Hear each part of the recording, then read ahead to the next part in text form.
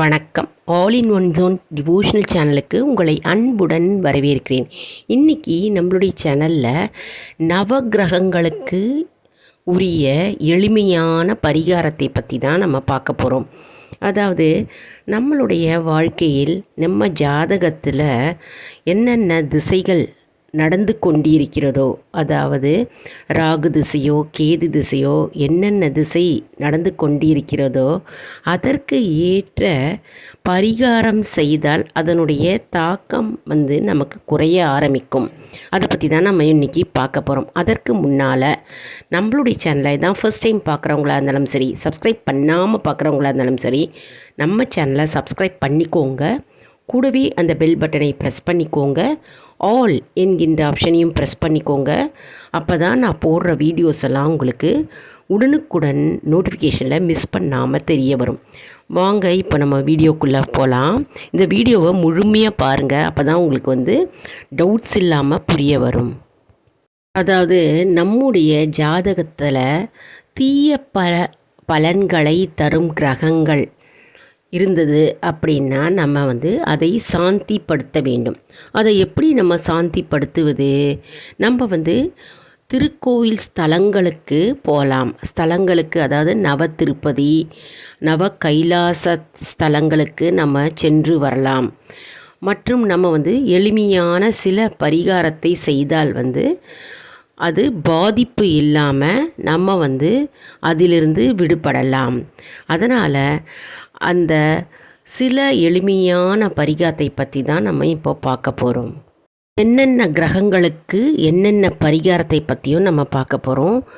அதாவது தீய பலன்களை நமக்கு கொடுக்கும் கிரகங்களின் திசை மற்றும் அதனுடைய வீரியம் சக்தி குறைவதற்காக நாம் சாந்திப்படுத்தணும் இல்லையா, அந்த பரிகாரத்தை பற்றி தான் நம்ம இப்போ பார்க்க போகிறோம். முதல்ல நம்ம சூரிய கிரகத்தை பற்றி பார்க்கலாம். சூரிய கிரகம் நடந்து கொண்டிருந்தல்னா நம்ம என்ன செய்யணும்னா, சனிக்கிழமை இரவே 7 வகையான தானியத்தை எடுத்துக்கணும். அந்த 7 வகையான தானியத்தை பொடி செய்து ஞாயிற்றுக்கிழமை காலையில் எறும்புகளுக்கு நாம் உணவாக கொடுக்கணும். அது நம்ம 9 ஞாயிற்றுக்கிழமை நம்ம செய்து வந்தால் சூரியனால் கெடு பலன் இருந்தால் அது குறையும். அடுத்தது பார்த்திங்கன்னா, தினமும் காலையில் எழுந்தவுடன் குளித்துவிட்டு கிழக்கு நோக்கி நம்ம சூரிய பகவானை நோக்கி நமஸ்கரிக்க வேண்டும். சூரிய நமஸ்காரம் செய்யலாம். அடுத்தது பார்த்திங்கன்னா, புண்ணிய நதிகளில் நம்ம நீராடிய பிறகு நம்ம அந்த நீரில் முழங்கால் நனையும் அளவுக்கு நின்று கொண்டே நம்ம 2 கைகளையும் சேர்த்து வைத்து நம்ம நீர் விட வேண்டும். அதாவது சூரிய பகவானுக்கு நீர் விட வேண்டும். அது ஒரு சிறந்த பரிகாரமாக இருக்கும். பித்ரு பூஜை செய்தாலும் இது ஒரு சிறந்த பரிகாரமாக இருக்கும். அடுத்த கிரகம் சந்திர பகவான். சந்திர பகவானால் ஏற்படும் கெடு பலன்களை குறைக்க நம்ம இந்த பரிகாரத்தை செய்யலாம். அதாவது வளர்பிறை திங்கள் அன்று நம்ம முற்றத்தில் தீயை மூட்டி பழைய வெல்லத்தை அதில் போட்டால் நம்முடைய தோஷங்கள் நீங்கும். அதாவது சந்திர பகவானால் ஏற்படும் கெடு பலன்கள் நீங்கும். திங்கட்கிழமையில் நம்ம விரதம் இருந்து ஏதாவது ஒரு கோவிலில் மாலை நேரத்தில் 6 மணிக்கு நம்ம விளக்கேற்றினால் சந்திரனால் ஏற்படும் கெடு பலன்கள் நீங்கும். சந்திர கிரகம் என்றாலே மனோகாரகன் என்று பெயர். அதாவது நம்முடைய மூளை சுறுசுறுப்பாக திகழும். சந்திரன் பலம் பெற்றால் அந்த ஜாதகருக்கு மூளை சுறுசுறுப்பாக இருக்கும் மற்றும் நினைவாற்றல் கூடியிருக்கும். அதனால் நம்ம இந்த பரிகாரத்தை நம்ம செய்தால் சந்திரனால் ஏற்படும் கெடு பலன்கள் நீங்கும். அடுத்த கிரகம் செவ்வாய் கிரகம். அதாவது செவ்வாய் கிரகத்தின் கெடு பலன்கள் நீங்க வேண்டும் என்றால் நாம் இந்த பரிகாரத்தை செய்ய வேண்டும். தேய்பிறை செவ்வாய்க்கிழமை அன்று நாம் ஸ்வீட் வாங்கி இல்லாதவர்களுக்கு தானம் செய்தால் செவ்வாயால் ஏற்படும் கெடு பலன்கள் நீங்கும். இப்போ அடுத்தது புதன் கிரகம். புதன் கிரகமால் ஏற்படும் கெடு பலன்கள் நீங்க வேண்டும் என்றால் நாம் இந்த பரிகாரத்தை செய்ய வேண்டும். அதாவது புதன்கிழமை அன்று நம்ம பூஜை அறையில் ஒரு சொம்பு பாத்திரத்தில் கங்கா ஜலம் இருந்தால் கங்கா தீர்த்தத்தை வைத்து நாம் பூஜை செய்தால் போதும், புதனுடைய கெடு பலன்கள் நீங்கும். புதன்கிழமை அன்று உபவாசம் இருப்பது, அதாவது விரதம் இருந்து நாம் ஏழை குழந்தைகளுக்கு நாம் நோட்டு, பேனா, பென்சில் மற்றும் படிப்புக்கேற்ற புத்தகத்தையும் மற்றும் துணிமணிகளையும் மற்றும் உணவையும் நாம் வாங்கி கொடுத்தால் புதனுடைய ஆதிக்கம் மற்றும் புதனுடைய கெடு பலன்கள் நீங்கும். இது ஒரு எளிய பரிகாரமாகும்.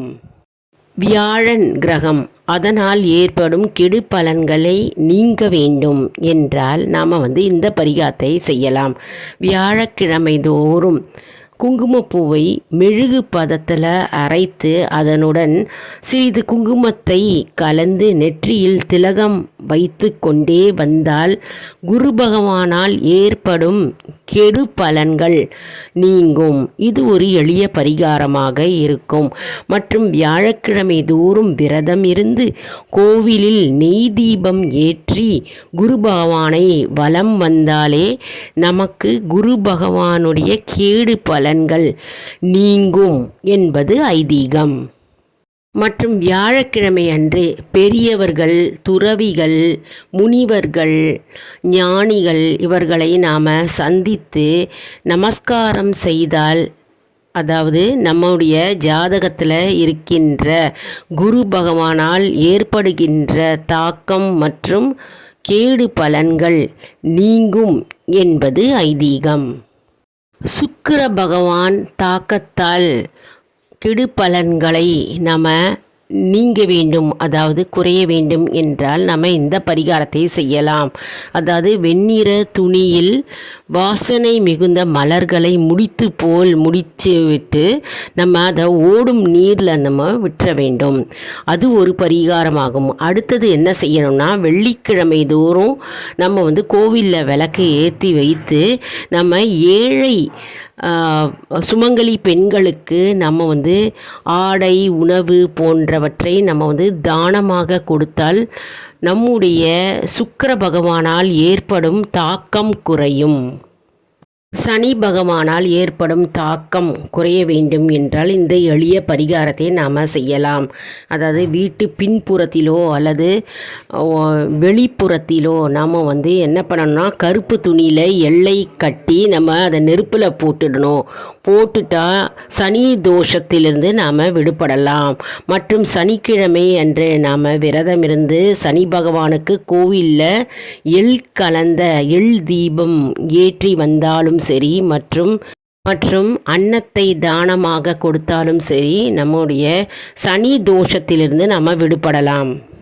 கேது கிரகத்தால் ஏற்படும் தாக்கம் குறைய வேண்டும் என்றால், கெடு பலன்கள் குறைய வேண்டும் என்றால் இந்த பரிகாரத்தை நாம் செய்ய வேண்டும். 2 போர்வைகள், அதாவது வேறு வேறு நிறத்தில் இருக்க வேண்டும். அது ஏழைகளுக்கு, எளியவர்களுக்கு தானமாக கொடுத்தால் கேதுவால் ஏற்படும் தோஷங்கள் மற்றும் கெடு பலன்களிலிருந்து நாம் விடுபடலாம். மற்றும் கேது பகவானால் ஏற்படும் தாக்கம் குறையணும் அப்படின்னா, காஞ்சிபுரத்தில் இருக்கின்ற பேருந்து நிலையம் இருக்குது. அதுக்கு பக்கத்தில் சித்திரகுப்தன் என்கின்ற கோவில் இருக்குது. அந்த கோவிலில் நெய் தீபம் ஏற்றி 3 முறை வலம் நாம் 3 முறை நாம் சுற்ற வேண்டும். அப்படி சுற்றி வந்தாலும் நமக்கு கேது பகவானால் ஏற்படும் தாக்கம் குறையும். ராகு பகவானால் ஏற்படும் கெடு பலன்கள் நீங்க வேண்டும் என்றால் இந்த பரிகாரத்தை நாம் செய்ய வேண்டும். அதாவது அருகாமையில் உள்ள கோவிலில் நாம் ராகுவும் கேதுவும் சேர்ந்து இருக்கும் நாகருக்கு நாம் பால் ஊற்றி விளக்கேற்றி வந்தாலே போதும், நம்முடைய தோஷங்கள் நீங்க ஆரம்பிக்கும். மற்றும் ஜாதகத்தில் களத்திர தோஷம் மற்றும் மாங்கல்ய தோஷம், புத்திர தோஷம், சயன தோஷம், கால சர்ப்ப தோஷம் இருப்பவர்கள் ராகு பிரீதி செய்ய வேண்டும். அதாவது ராகு பகவானுக்கு நம்ம சாந்தி செய்ய வேண்டும். அப்படி செய்தால் ராகு கிரகத்தால் ஏற்படும் தீமைகள் குறைய ஆரம்பிக்கும்.